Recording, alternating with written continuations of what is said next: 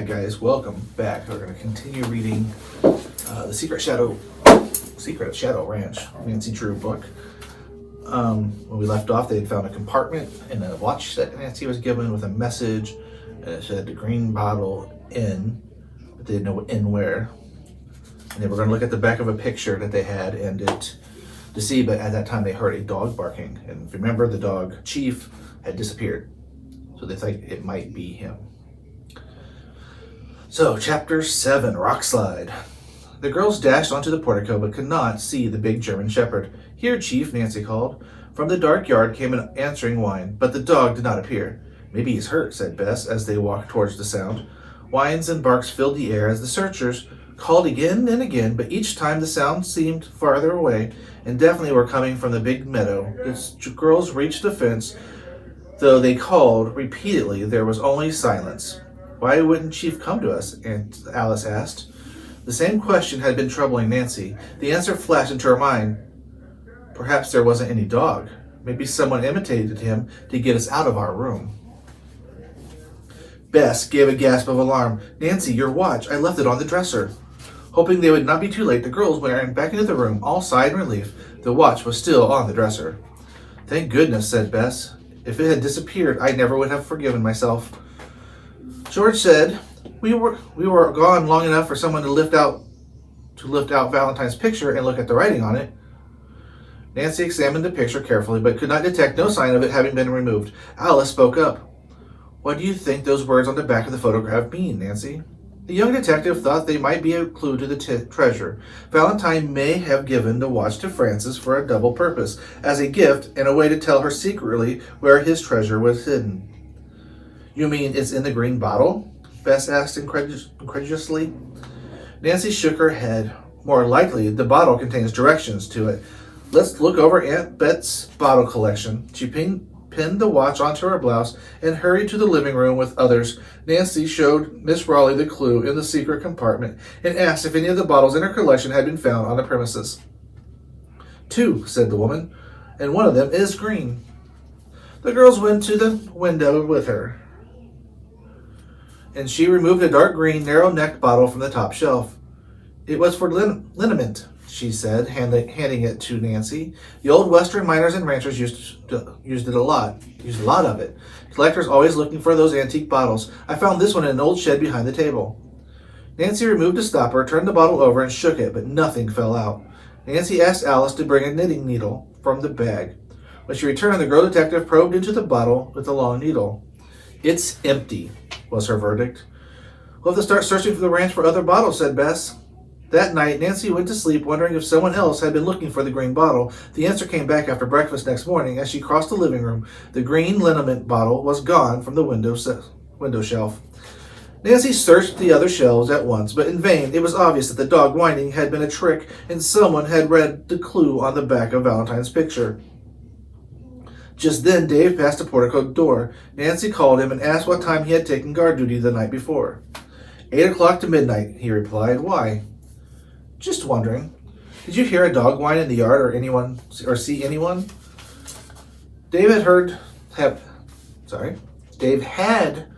dog but seen no one. When he reached the yard, there had been no sign of the animal. Again, why? The cowboy regarded Nancy quizzically. "It was a trick to get us outside so someone could snoop in my room," Nancy replied. She looked him straight in the eye, and he met her gaze without flinching. "I think you're right," he said, and added quietly, "Be careful, Nancy. You're on dangerous grounds." And he turned and walked away. Was it a threat or was it well-meant warning? Nancy could not make up her mind. Although Dave was gruff, Nancy liked his straightforward manner. "I must tell Aunt Bet about this," the young sleuth thought. The ranchwoman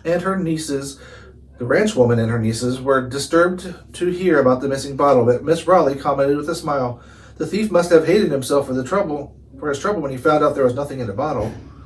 "That's right," Bess agreed, "but he'll go on looking for green bottles and he may just find the right one before Nancy does." Her detective friend grinned. "Let's not give him the chance." As the girls changed to the riding togs and Aunt Bet told them of a ghost town on the Shadow Mountain, "It's possible Mr. Bursey lives there," she said. "You might go to it first, then circle around on the way back to visit the cabin where you think the dog is." She drew a map, then warned, "Be back by sundown. Mountain trails are treacherous after dark." Nancy took her pocket compass, and the girls picked up the lunch Miss Thurman had packed for them. Then they hurried to the stable. Tex gave them the same horses they had ridden the day before, plus a large roan mare named Choo Choo for Alice. But when the slender girl was astride, she began to giggle. Tex, too, chuckled. "I don't think I can shorten the stirrups enough for you, Missy," he said. "We better put you on a smaller animal." Bess volunteered to give Alice the horse she was about to mount, and the switch was made. "Choo Choo's perfectly good trail animal," Tex said. "Only thing is, she's no river horse." "I'll remember," said Bess. With Nancy in the lead, the riders cut across a big meadow in a gallop and started up the mountain trail. Nancy followed Aunt Bet's map, and after a long, hot climb, the girls sighted a group of weather-beaten frame buildings clinging to the slope above. As they rode into the street of the ghost town, they were struck by the silence and the bleached look of the sagging buildings. In front of the dilapidated hotel, they dismounted and tied their horses to an old hitching rail. As they stepped onto the board sidewalk, Alice exclaimed sharply, "Look!" In front of her lay a crushed blue crayon. "It's a pastel." Nancy dropped to her knees and examined the colored powder. "This is fresh," she said with excitement. "It hasn't been scattered by the wind or mixed with dust." Beyond the vivid splotch, she saw smaller traces of blue, followed them swiftly to the end of the street. Below her, on the Rocky Mountain slope, she saw two men running. In a moment, they disappeared into a cluster of large boulders. Alice and the others dashed up behind Nancy, just too late to see them. Though the girls watched, the men did not reappear. "I just know one of them, and it was my father," Alice moaned. "He must have dropped the crayon." "Oh, Nancy, why do you suppose they ran away? Do you think he's a captive?" "I don't know yet," Nancy replied, "but I mean to find out." "Come on, let's search the town," George urged. "Well, we'll see if there's any sign of an artist living here. If he is, he'll come back." Alice agreed, and the four separated in order to cover the ground more quickly. Nancy picked a tall house perched precariously halfway up the slope. She entered cautiously and found the first floor rooms bare. Gingerly, she climbed the rickety stairs. In the front room, she found only a broken brass bedstead. Casually, she looked out the window. On the ground was the long shadow of a man with a big hat. Apparently, he was standing around the corner of the building. Nancy ran to another window and saw the shadow moving towards the rear, so she hurried to the back of the building and looked out onto a steep, rocky slope. Suddenly, among the big boulders on the hillside, she spotted the figure in a black 10-gallon hat. He was climbing upwards. Nancy's heart pounded. Was he the man from Tumbleweed? Did he know she was in the building? If, as she suspected, he was part of the plot at Shadow Ranch, he may have come here to ambush the girls. "Perhaps I can turn the tables and find out what he's up to," she said to herself. But Nancy realized she might be cornered in an old building and knew she must get out. Quickly, she started down the shaky stairs. Suddenly, came a rumble growing louder. For an instant, Nancy thought it was thunder and paused. Then she realized the truth. "A rockslide," she cried out, but the words were lost in the roar as the entire building was jolted from its foundation. Okay, so that's the end of that chapter.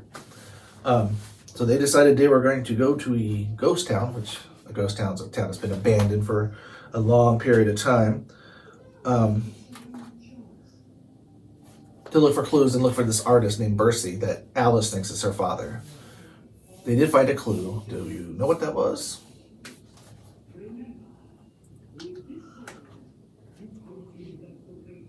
Right, they found blue pastels, so it's like a crayon, but chalky. So it's like a mix between crayon and chalk. Crushed. And then Nancy noticed that there was a trail blue, and she followed it and saw two men running up the hill. So she decided that she would go looking for other clues. And she went to a house. What did she see out the window? A man in a black 10-gallon hat. So it's a cowboy hat. She was waiting for him, then she decided she probably should get out because she'd be ambushed. As she was leaving the house, what did she hear?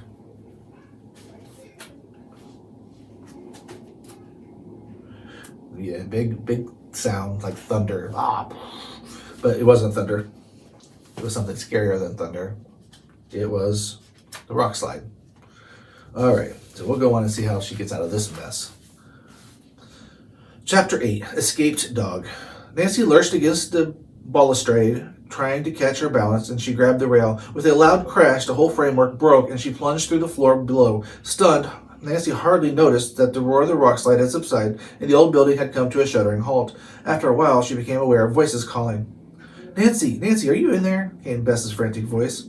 I see her, George Deeper's tone was coming closer. As Nancy managed to sit up, she saw that the floor was now slanted steeply downhill, and her friends were crawling up towards her. Oh, Nancy, are you all right? Bess asked anxiously. Nancy managed a shaky smile. I think I'm just bruised. Now that I've caught my breath, I'll be fine. George and Bess helped her to her knees.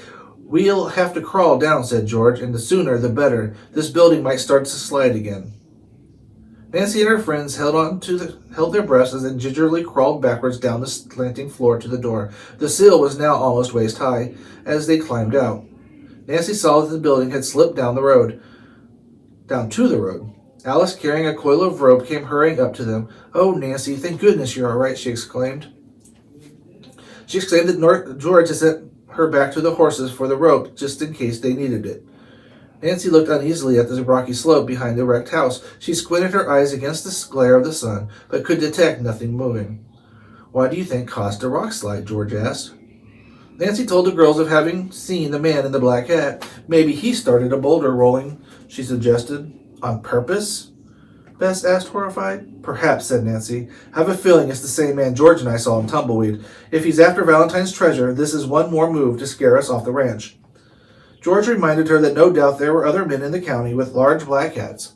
I know, Nancy admitted. She wondered whether the man had followed them there or had been disturbed by their coming. The other girls said that so far they had found no signs of anyone living in the abandoned village. At Nancy's suggestion, they started down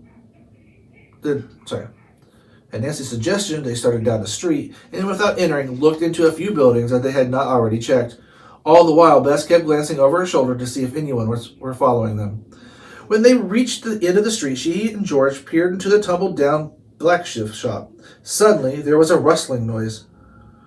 Bess jumped back and squealed as something scurried past her. Really, Bess? George said in disgust. You're hopeless. That was only a pack rat. Bess blushed. I can't help it. I keep expecting the man in black to jump out at us. Nancy spoke up. I think Bess has a point. We better get out of here. If the man is still around, he just might cause another rockslide. In a few minutes, the girls had mounted their horses and were riding out of town. Are we going straight to the cabin now? Alice asked anxiously. Perhaps the men we saw were on their way to it. Yes, said Nancy, and as soon as we were clear of the dilapidated building, she reined in and studied the map Aunt Bet had given her. After consulting the compass, she led the girls around the back of Shadow Mountain on a narrow trail, and now and then they passed a tall, creamy yucca flower in bloom and startled a bird from a thicket of chaparral. But they saw no other living creatures. Near noon, the riders reached a level place where a cluster of high rocks cast shade over a shallow stream. Here they dismounted, watered their horses, and ate lunch. An hour later, the girls were in the saddle again. Presently rounded a rock outcrop. They found themselves looking at the small cabin set among the rocks some distance from them. As the horses climbed towards it, their iron shoes clanged against the rock, and some of those loose stones clattered down the hill behind them. Suddenly, a dog began to bark, then stopped. That sounded like Chief, Bess exclaimed. While still some distance from the cabin, the riders dismounted. Bess and Alice, you'll stay here with the horses, Nancy requested. George and I will take a look around. The two girls walked stealthily up the hill and started to circle the cabin. They found that the rear wall was close to the side of the mountain and heavily overgrown with brush and small ferns. There was an open window in the back wall, but a heavy burlap sack was hanging across it, so the girl could not see inside. They stood still for a moment and listened, but no sound came from within. Quietly, they completed the circle and returned to the others. The door opened a little bit, Bess said softly. The door's open a little bit. Do you think anybody's inside? There's only one way to find out, Nancy said with determination. I'll go back and knock. She started up the hill. The barking started again. The next instant, from behind the cabin bounded a large, black German shepherd. Chief, the girls exclaimed. The dog greeted them with frenzied barking and tail wagging. A short piece of rope hung from its collar. On his head was a swelling and broken skin. "You poor old fellow," said Nancy. She knelt beside the dog and calmed him, then carefully felt around the wound. "Someone knocked him out, and has been holding him," she said. "But why?" asked Bess, keeping a wary eye on the cabin. "Maybe because he got too close to the phantom horse," Nancy replied. George looked puzzled. What difference would that make? Chief can't talk. But maybe there's a clue on him, or something to show how the trick was done, Nancy replied. The big dog stood patiently as Nancy examined him, but she found nothing unusual. Bess volunteered to stay with the horses and the dog while the other girls went to the cabin. The trio walked up to it, and Nancy knocked on the door frame. There was no answer. She knocked again, then pushed the door open cautiously. The one-room cabin was empty, but plainly had been lived in. On the table stood 2 mugs and a coffee pot. Alice darted forward with a cry. Besides the cup lay an unfinished drawing and a pastel crayon. "My father! He's been here!" The mugs were half full of coffee. Well, Nancy felt them. They were still warm. The artist and his companion had been here all right, Nancy agreed, and they just left a short time ago. "Why would they do that?" George asked. "Unless they're here, they heard us coming and have some reason to hide." "My father's being held prisoner," Alice said positively. She glanced at the other girls on the road. She glanced at the older girls and read their thoughts. "You think he's connected with the Phantom mystery because we found Chief here?" she accused. Nancy tried to assure her this was not the case. "Your father's innocent, but someone else occupying this cabin may be connected with the Shadow Branch mystery." Leaving the door slightly open, they had found it. The 3 hurried to report to Bess. "The men may come back. Let's wait here and see," Nancy suggested. The girls led their horses behind a clump of large boulders and out of sight of the cabin. Keeping Chief beside her, Nancy hid behind the screen of chaparral with the other girls and watched the cabin. While they waited, Nancy puzzled over the dog's appearance. He had run from behind the cabin, yet minutes before she and George had passed between it and the mountains without seeing or hearing the animal. It occurred to Nancy that he might have been tied up some distance away and broke loose. But why had he been held? There seemed to be no lead to the Phantom on him. Perhaps it was only because his captors is not averse to stealing a good dog. The afternoon wore on, and it was hotter and increasingly cloudy. The men did not return. Finally, Nancy cast a worried look at the sky.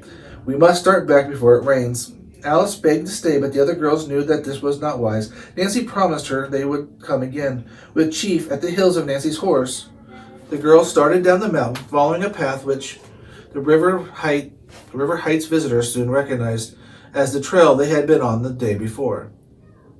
"So this path to the cabin is not impassable after all," said George, as Shorty had claimed. Nancy remarked that the cowboy might have been mistaken, yet she admitted that his behavior certainly made him a strong suspect in the mystery.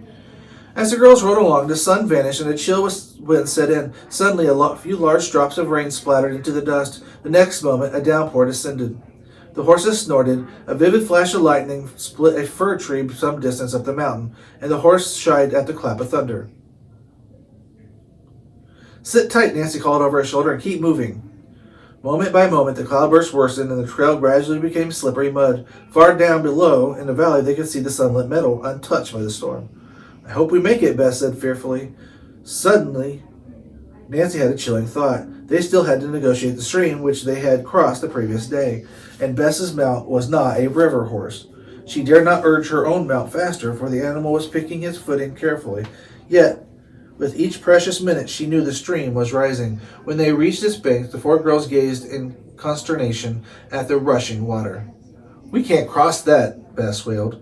Nancy said the only alternative was to stay all night on the mountain, and we're not equipped to do it. It's too risky.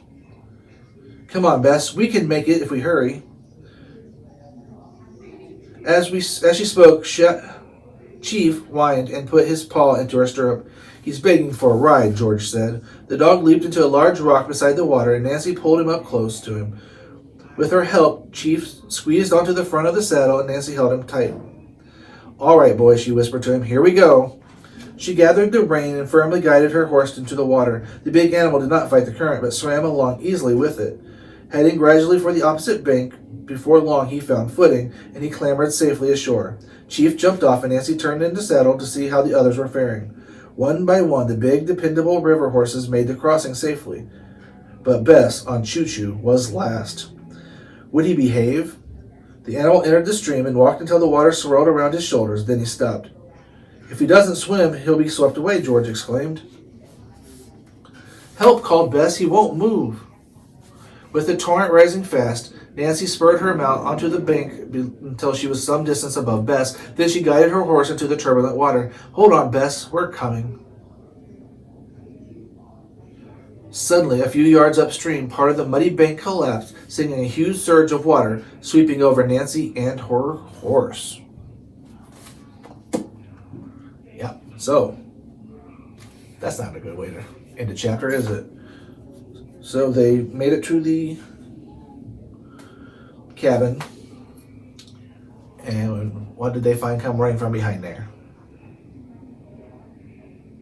Chief, and he'd been injured. Somebody hit him and tied him up, but they don't remember seeing him when they walked around the cabin the first time. So they notice the door's open, so they go down, knock on the door, which seems way too brave for me, and there's nobody there, so they go in. What do they find? 2 mugs, a coffee pot still warm, a painting, a drawing, and another pastel, like the chocolate crayons. So they know someone was there, and they were there recently. So they wait a while, but nobody comes back. So they notice it's going to rain, so they head back. But you remember, when they got on the horse, what's her name was told it wasn't a river horse. So that means a river horse is a horse that can go across the river. It swims, and you can get across the river safely if it's too high. Hers would not do it. So she got stuck in the middle of the river. And Nancy decided she would save her, or go try to help her. As she was crossing, what happened? There was a mudslide, and it surged water down the river, and that's where the chapter ended. So we'll do one more chapter for this video, and we'll see how this goes for Nancy. All right, chapter 9. Tack room prisoner. Keeping a firm grip on the reins, Nancy stuck tight to the saddle. In a few moments, her mount steadied himself and began to swim towards Bess's horse. When they drew close, Nancy seized Choo Choo's rein, while the frightened girl clung to the saddle. Her horse was towed to shore. "Oh, Nancy," she exclaimed, "you're wonderful. You saved us." Nancy still looked worried. "We can't stay here," she said. "We're not out of trouble yet. I'm afraid the trail down is going to be slippery and wet." George grimaced. "What's the hurry? We can't get any wetter than we are." The girls looked at one another. Despite the situation, they could not repress giggles. All were drenched and mud splattered, and the water streaming from their hair. "You're lucky Bud isn't here to see you," George teased Bess as Nancy led the way down the trail.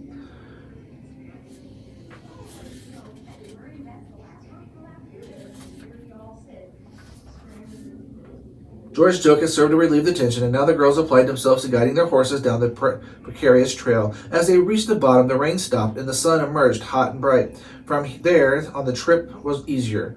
By the time they reached the big meadow, their clothes were almost dry. Chief raced ahead to the stable, barking madly. Bess groaned. "Oh, he's making so much noise. He'll bring out a reception committee. Everybody will see us." Nancy smiled at the remark, then warned the others to say nothing about the man in the black 10-gallon hat or the other 2 men to anyone except the Raleighs. When the girls rode up to the corral, Dave and Tex and Bud were waiting there for them. "Where did you find Chief?" asked Dave. He surveyed the bedraggled condition but made no comment. "Tex, looks like you girls got caught in a little mountain sprinkle." Bud grinned and said, "That was nothing. Wait till y'all get caught in a real Western-style rain." "No thanks," Bess retorted. "We'll tell you about the dog later," Nancy promised. The girls hastily dismounted and fled into the house. After hot showers, they dressed for supper, and Nancy wore a powder blue sweater and skirt and brushed her Titian hair until it gleamed. George wore a smart black-green linen dress. She was ready long before Bess, who wore a yellow sweater and a skirt and changed her hairdo 3 times. "I went to look extra nice," Bess said, "to make up for the extra awful way I looked this afternoon." Before supper, the girls sat down in the living room with the Raleighs and told them of their afternoon adventures. Nancy passed lightly over the stream crossing incident, but Bess refused to let the matter drop. When everyone had gathered around the table, she bragged of Nancy's bravery. Nancy, always embarrassed by praise, changed the subject as soon as possible. When the meal was over, Dave called Nancy aside on the portico. "I owe you an apology," he said soberly. "That was a mighty fine thing you did this afternoon. I see now that you're not the tenderfoot nuisance I thought you were going to be." Nancy smiled. "This is the first time since I arrived that you've been friendly. Are you always so gruff to newcomers?" He flushed. "No, but He hesitated. "Well, I had a special reason." Before Nancy could ask him what it was, he said, "I have to go now. We'll talk again later." Dave swung off the portico and headed towards the corral. Nancy watched him disappear into the dusk, puzzled by his remarks. Was he guilty of something or not? She was aware that Ed Raleigh trusted him. On the other hand, she had no proof that Dave had been telling the truth about the mud on his shoes. She reminded herself that he knew about Francis Humber's watch and therefore had a reason to trick the girls out of the room and later take the old green bottle. Did Dave apologize in order to allay my suspicions of him? She wondered. As Nancy started towards the living room, she met the other girls and Aunt Bet coming out. "We're going to a drive-in movie," said Alice. "Want to come along?" "I'd love to," Nancy replied, "but I think I better stay at home and keep watch." Bess and George offered to remain with her, but Nancy urged them to go. As Miss Raleigh and the girls walked towards the branch wagon, Nancy hurried to her bedroom. She changed into riding clothes and picked up a flashlight. She then headed to the stable. She had decided to saddle her mount and be ready to ride in case the phantom horse should appear. The young sleuth was determined to catch the ghost horse or examine his tracks before they were obscured by other pursuers. As Nancy reached the stable, Dave came out leading a horse, which he mounted at once. He carried a flashlight. "Just checking up," he said to her. "Snooping again?" "Yes," Nancy replied. Quickly, she changed the subject by asking whether anyone kept watch in the big meadow at night for the phantom. "No," was the reply. "Shorty and I have the first patrol while Tex keeps watch on the windmill and Bud stands guard at the east meadow. When it's their turn to ride patrol, Shorty and I will switch jobs with them." He added, "The foreman is riding fence in the east meadow. We even have to do it at night now. That way the cattle will be guarded 24 hours a day." Dave rode off and Nancy went through the stable into the tack room, a long frame building attached to it. She turned on her flashlight and saw rows of saddles hanging from the walls and bundles of blankets stacked on shelves. After crossing the room, she lifted one of the saddles from the wall. Above it hung a bridle and a bit, which Nancy also took down. A saddle blanket. Turning back, she was surprised to see that the door was closed. Nancy hurried over and put her gear on the ground and tried the door. It was locked. She remembered having seen a padlock hanging loose in the heps outside. Had someone locked her in by mistake? Nancy pounded on the door and shouted, but no one came. Suddenly she realized that under the guard system, no one would be within hearing distance of her voice. Grimly, Nancy wondered if Dave had locked her in. He had guessed her plan and done it to foil her? "I must get out of here," Nancy thought desperately. She placed her flashlight around the long room and saw one window high in the wall. "I can squeeze through if I can find a way to reach it." At one end of the room, Nancy placed a pile of blankets under the window. Then she stacked saddles on top until she was sure of reaching the window. Nancy climbed the unsteady pile and tried to push up the sash. The window was locked. She found the catch and managed to turn it. Once again, she tried to open the window, but it was stuck tight. Disappointed, she made her way down the floor. "Maybe I can find a pole and force the window up," she thought. Her flashlight revealed the iron crowbar in one corner. She dragged it back beneath the window, climbed up again, and tried to force the sash open. As she struggled with it, she could see the kitchen end of the house and the spring house. Suddenly, the window budged, and at the same moment, Nancy saw a gleam of light through a crack in the spring house wall. With a grasp of surprise, she let the crowbar fall, climbed out the window, hung for a moment from the sill, then dropped several feet to the ground. As she hit the earth, there was a sharp yelp to her left, and Chief ran toward her, barking loudly. "Hush," Nancy said. She patted the dog and turned to quiet him. "Stay here," she ordered, and he sat down obediently while Nancy ran towards the spring house. When she was halfway there, the light went out. As she reached the door, Mr. Raleigh came running from around the kitchen into the house. "What is it, Nancy? What's the matter?" he asked. Quietly, she told him what she had seen. No one came out, she concluded.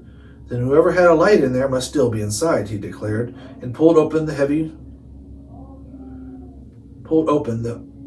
wooden door. Nancy shone her flashlight inside. The spring house was empty. All right, so that one, interesting. So they got back to the ranch, cleaned up, all that fun stuff. Nancy saved Bess before everybody. The girls, they told a story to Aunt Bet and Uncle and the uncle. The girls decided with Aunt Bet they're all going to go to a drive-in, and Nancy says, "No, I'm going to stay here." She said she was going to get on a horse and wait to see if she can find a phantom horse. While she was getting her set, she talked to Dave. Now Dave's the suspect, so now I know we have like a couple other people that they've been given us names of, and Shorty and Dave are all kind of suspects now. She talked to Dave, went in to get the saddle out of the back room, and someone, we don't know if it was him or not, she thinks he might have done it, locked her in. By accident or on purpose, she doesn't know.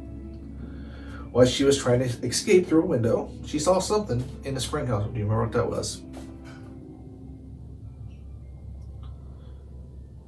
Right, she saw a light come up, so she finally got out, but hit the dog somehow when she fell. He yelped and barked. She calmed him down, but the light went out, and then Mr. Raleigh came running out, and she told him what she saw, and he goes, "Well, they must still be in there if they turn the light off because nobody came out."